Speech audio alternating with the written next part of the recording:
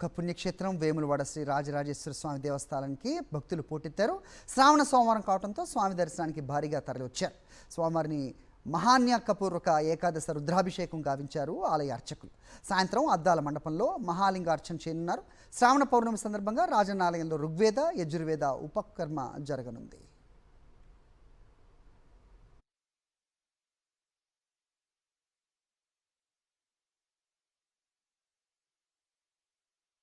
ఒక పుణ్యక్షేత్రం వేములవాడ శ్రీ రాజరాజేశ్వర స్వామి దేవస్థానానికి భక్తులు పోటెత్తారు.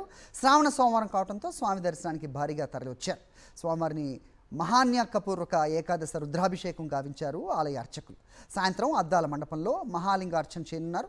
శ్రావణ పౌర్ణమి సందర్భంగా రాజన్న ఆలయంలో ఋగ్వేద యజుర్వేద ఉపకర్మ జరగనుంది.